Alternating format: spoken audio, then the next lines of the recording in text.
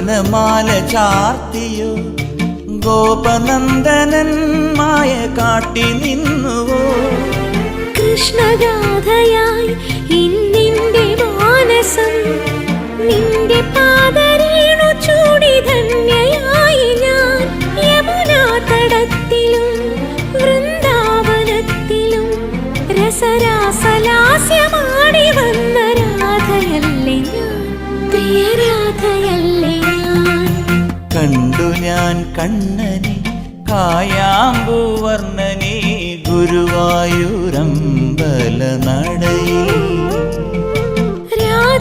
Rajeevalochanan